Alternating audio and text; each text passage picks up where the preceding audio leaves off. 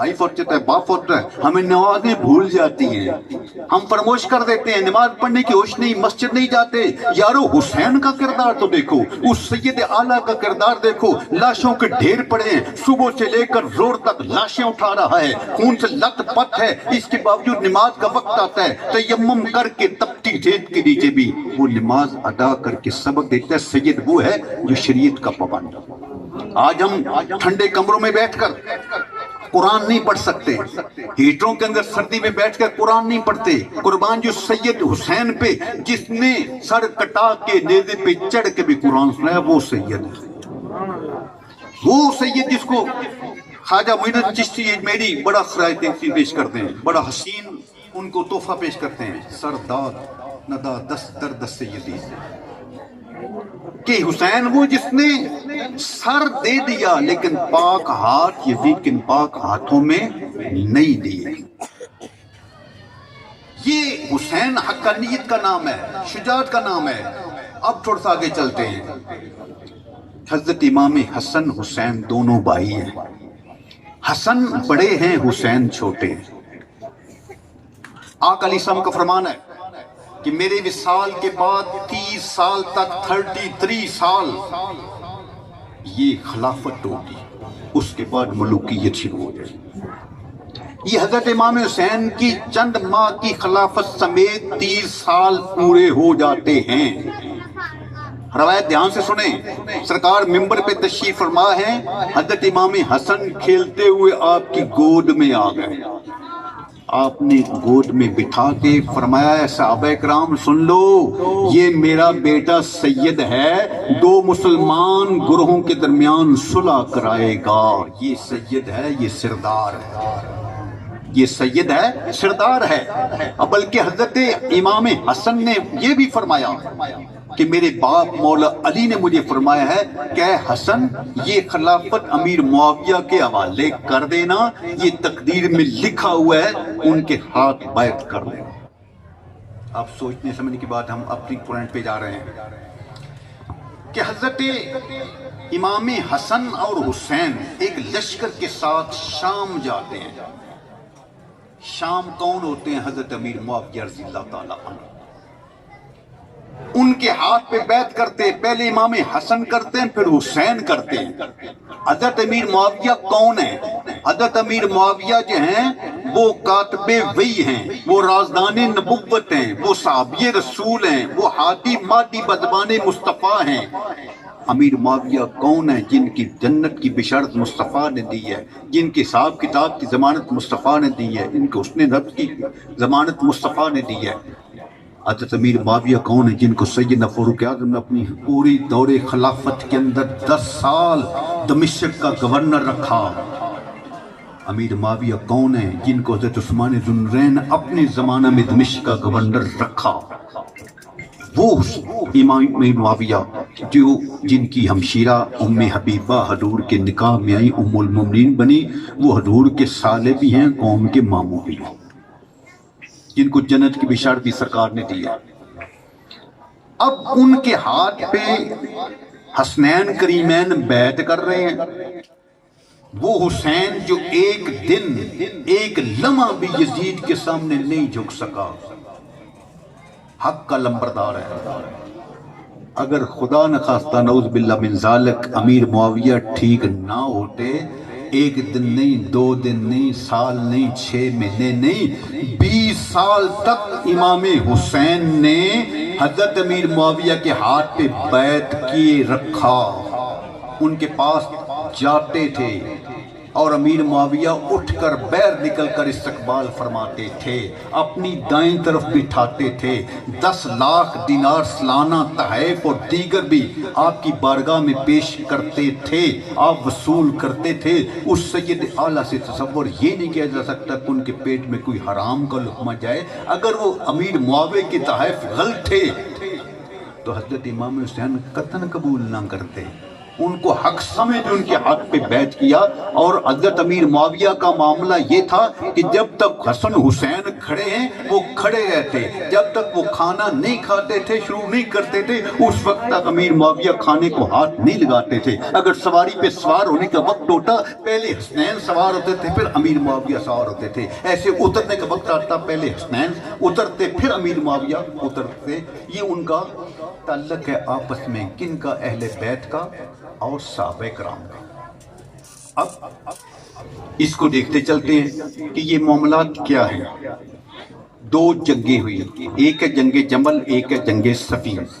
یہ معاملہ میں نے کیا کہ 45 سال میں پہلی مرتبہ اس پہ گفتگو کروں. نماز کا ٹائم کافی, انشاءاللہ ہم وقت دیں گے, پڑھیں گے. میں نے بھی پڑھنی ہے, سب نے پڑھنی ہے. یہ باتیں دھیان سے سن لیں, جیسے کر ہر روز یہ موضوع نہیں شیئر جاتا, دھیان توجہ سے سنیں. جنگ جمل صفین کا پس منظر کیا ہے؟ مصر کے بلوائی آئے, ان کو شکوہ تھا, حضرت عثمان ذو النورین تھے, انہیں بغاوت کر دی, آپ کے مکان کا گھیرا ڈال لیا, محاصرہ کر لیا.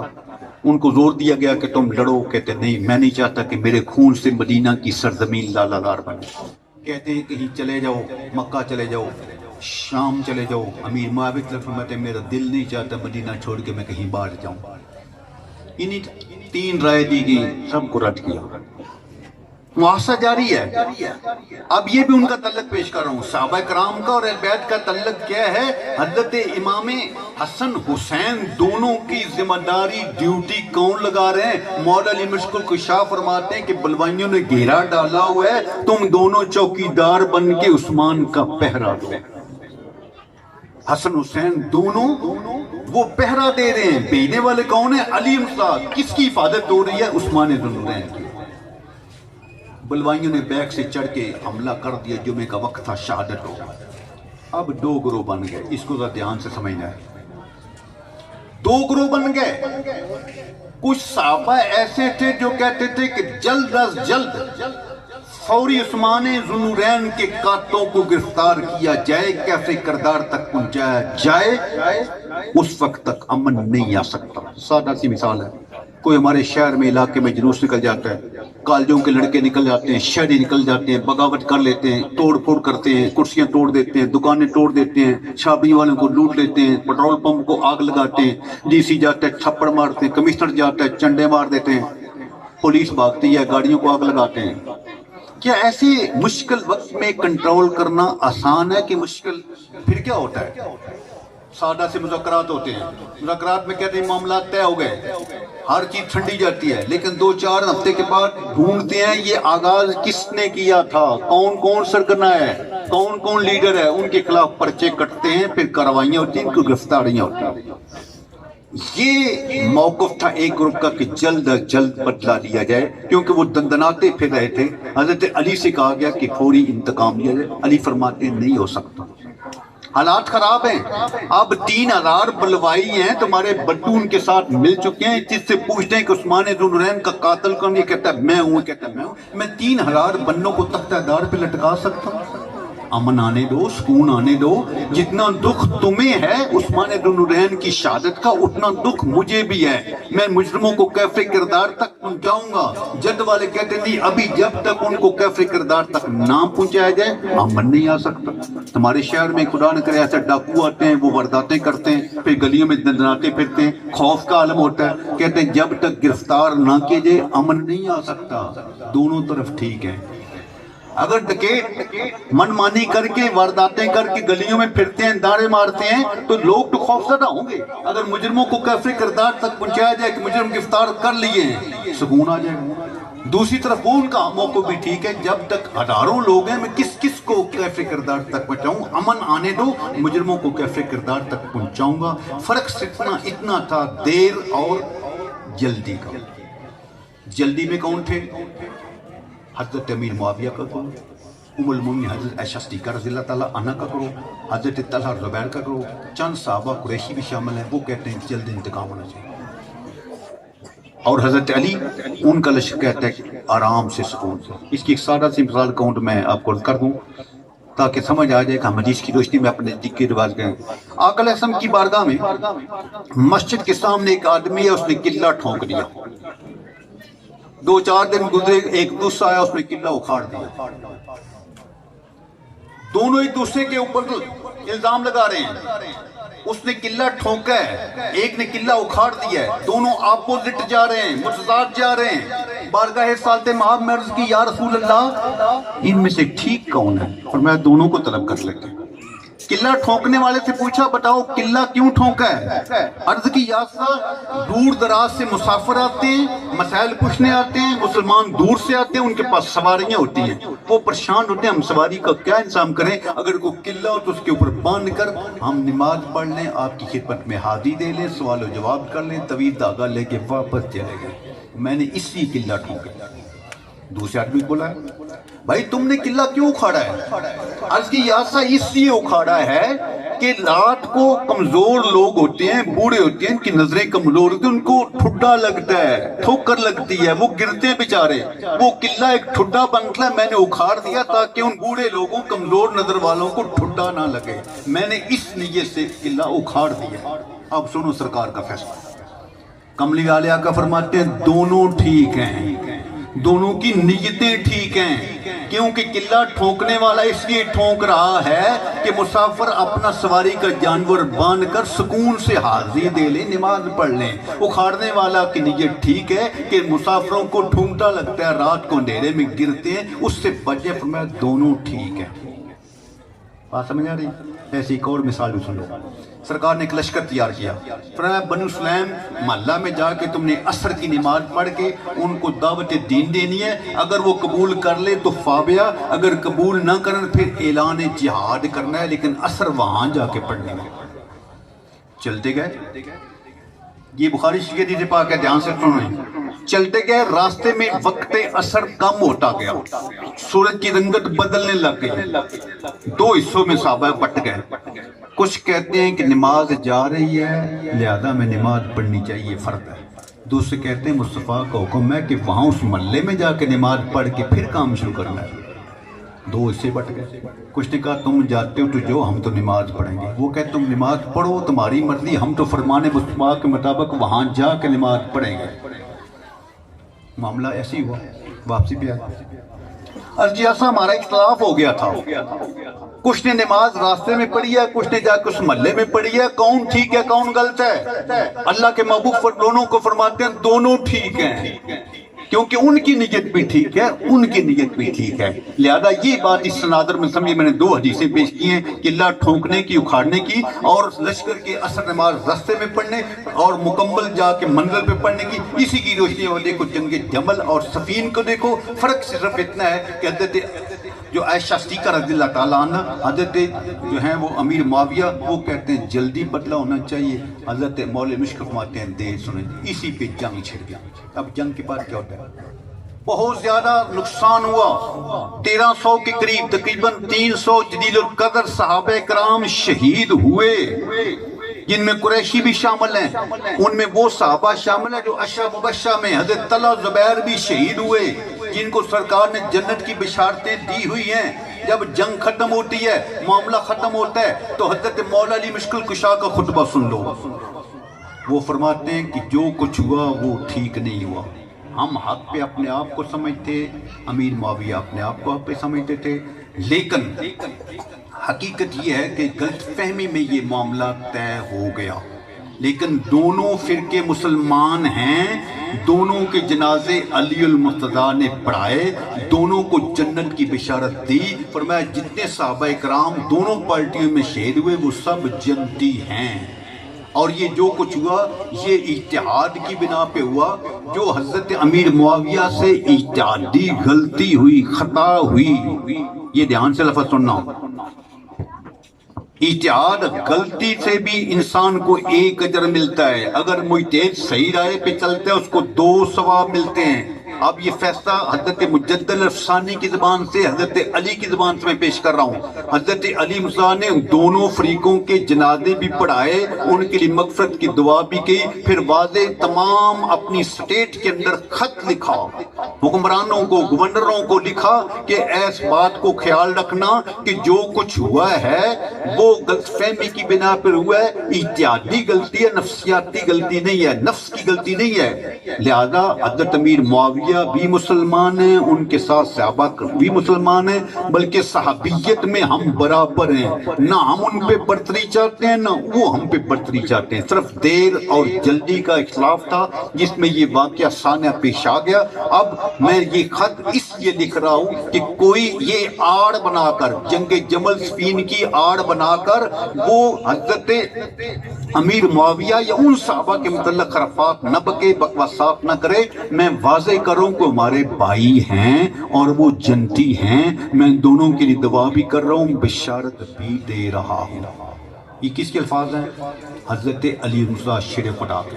پھر اسی چیز کو واضح کرتے ہیں، حضرت مجدد افسانی اپنی مکتوبات میں فرماتے ہیں کہ میں اس مسئلے کو واضح کر رہا ہوں کہ دونوں پارٹیاں صحابیت میں ایمان میں برابر ہیں، لیکن درجات کی بلندی میں حضرت علی کی شان بلند ہے۔ تلک الرسل فضلنا بعضهم علی بعض، قرآن کا فیصلہ 30ویں پارے کی ابتدا ہے کہ رسول سارے ہیں، نفس رسالت برابر ہے، لیکن درجات میں پھر فرق آتا ہے، ہر نبی کا دوسرے سے درجہ بلند ہے۔ سب سے درجہ بلند ہمارے آقا محمد مصطفیٰ صلی اللہ علیہ وسلم کا ہے۔ اگر تم کمپیریٹیولی کرنا شروع کر دو تو پھر درجہ مولا علی مشکل کشا کا بلند ہے۔ کیوں؟ وہ عشرہ مبشرہ میں بھی شامل ہیں اور وہ خلفائے راشدین میں بھی شامل ہیں۔ سرکار کا فرمان ہے کہ میرے بعد 30 سال تک خلافت رہے گی، لیکن کسی صحابی کے متعلق خبردار کوئی زبان نہ کھولے۔ فمسکو، زبانیں بند کر لو۔ فیما شجر اصحابی، یا میرے صاحب کا جھگڑا ہے تو میرے صاحب کے متعلق گالی گلوچ نہیں کرنا، کوئی گندی زبان استعمال کرنے کا تمہیں کوئی حق حاصل نہیں۔ وہ سب جنتی ہیں، وہ تم سے 1000 درجے بہتر ہیں۔ ہمارے اہل سنت کا عقیدہ یہ ہے کہ ہم دونوں کو سلام کرتے ہیں، احترام کرتے ہیں، ہم کسی کے متعلق کوئی لفظ نہیں بولتے۔ اب 2 گروہ چل میں نے شروع سے کی ہے، اب کلوز پہ آ رہے ہیں۔ جو خارجی ہیں وہ یزیدی ہیں، دوسرے لفظوں میں وہ اہل بیت کو نہیں مانتے، سادات کرام کو نہیں مانتے، وہ اس آڑ میں حضرت امیر معاویہ کو ہائی لائٹ کرتے ہیں، ان کے دن منانے شروع کرتے ہیں، اپنے مساجد کے نام انہوں نے اگر آج سے 25-30 سال قبل دیکھو تو حضرت امیر معاویہ کے نام پہ ان لوگوں نے، یزیدیوں نے مسجدوں کے نام بھی رکھے ہیں، حضرت عائشہ صدیقہ کے نام پہ رکھے ہیں، تاکہ وہ چڑ کے طور پہ کہ اہل بیت صحابہ کرام کو ہم نہیں مانتے، ہم حضرت عائشہ صدیقہ کو سلام کرتے ہیں، امیر معاویہ کو اس لیے مانتے ہیں کیونکہ وہ لوگ جو ہیں اہل بیت کے خلاف ایک سٹینڈ قائم کرنا چاہتے ہیں۔ دوسری طرف کیا ہے؟ یہ جھنڈے والا گروپ ہے، اس سے بھی بچو۔ میں نے تاریخ میں واضح کی ہے کہ جھنڈے لگانا یہ اہل سنت کا کام یہ ہے۔ یہ جھنڈا سامنے نظر آ رہا ہے چودھری غلام سرور رانجھا کے مکان پہ، یہ جھنڈے لگاؤ۔ جس جھنڈے پہ اللہ کا گھر ہے، جس جھنڈے پہ اندر سبز گنبد کا نشان ہے، وہ جھنڈا امن کا جھنڈا ہے۔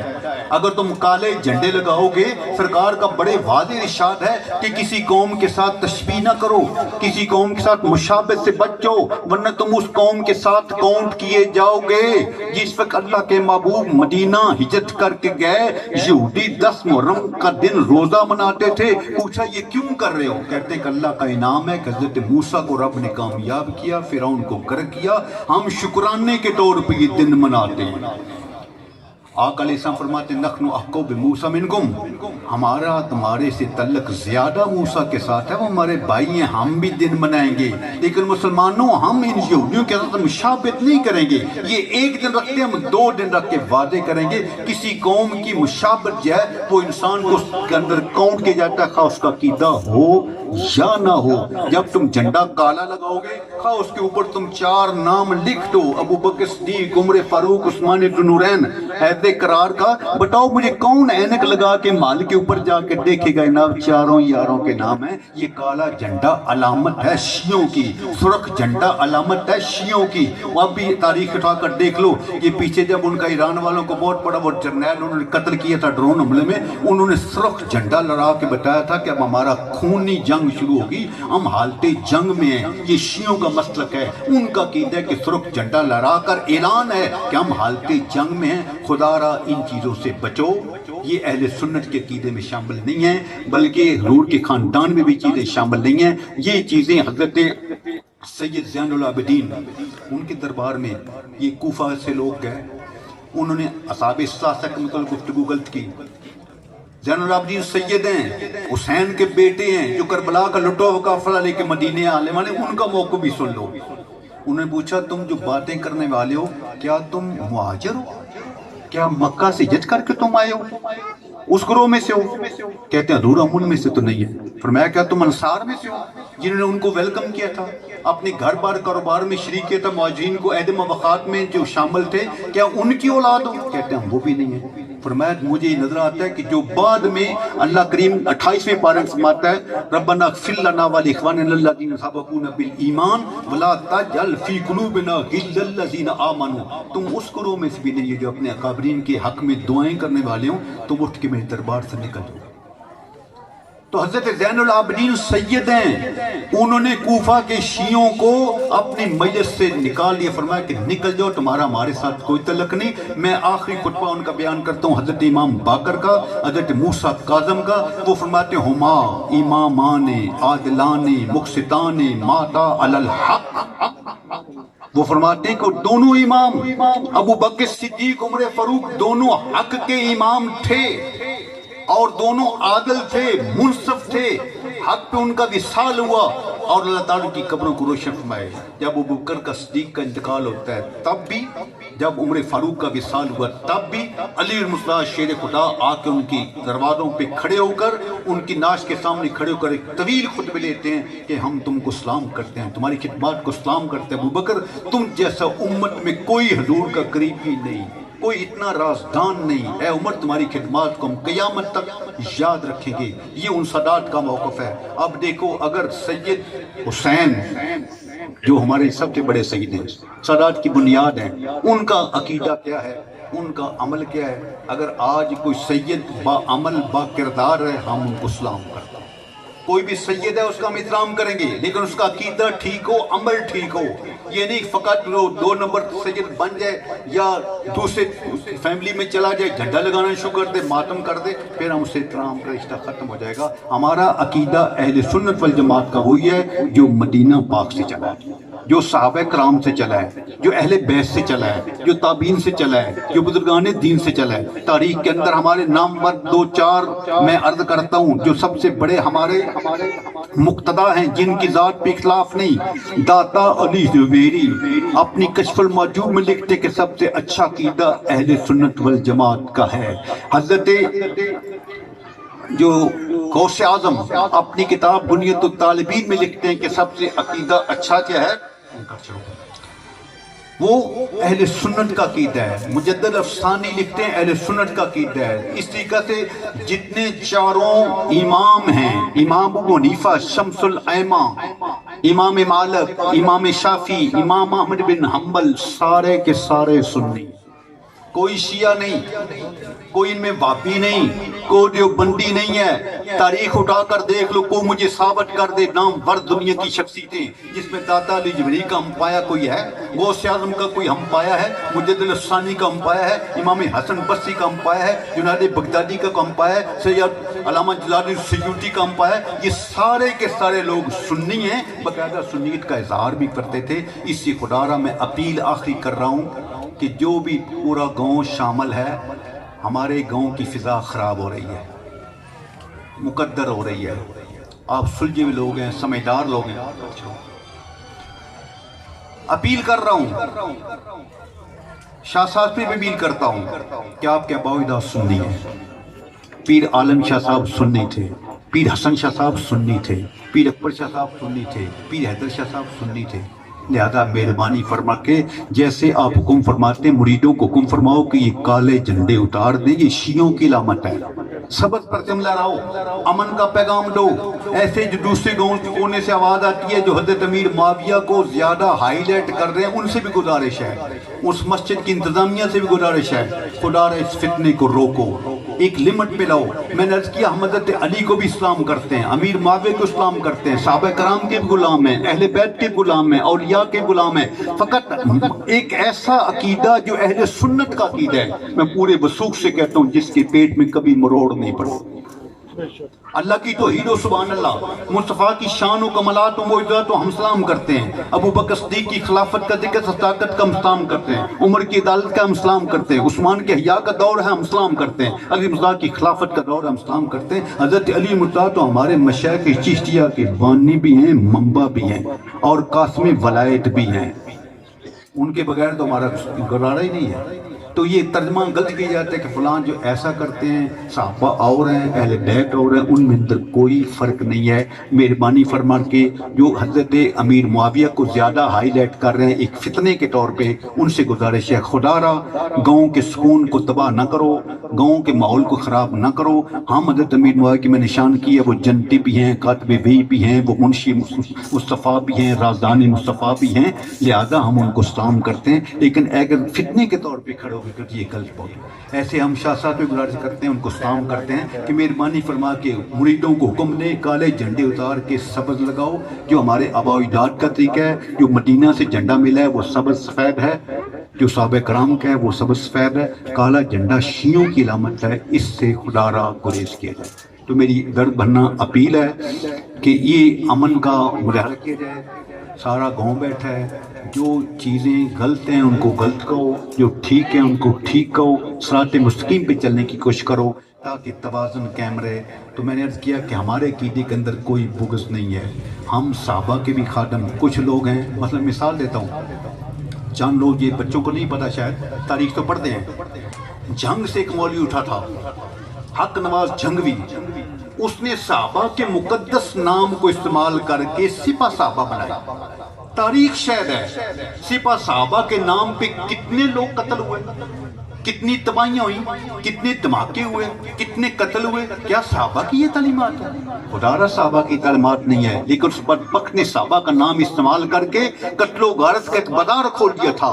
ایسے سرکار دو عالم کے اسم گرامی امن کا دن ہے، آج امن کے دن عہد کرو کہ ہم امن لائیں گے، تو جیش محمد اس کے مقابلے میں نکل آئی، آقا کے نام پہ ایک جیش بنا دیا۔ اس نے کیا کام کیا؟ اس کے رد عمل کے طور پہ ان کے علماء کو، ان کے فضلاء کو، دونوں پارٹیوں میں قیدین کے کتنے سینکڑوں لوگ قتل ہوئے، دھماکوں میں اڑائے گئے۔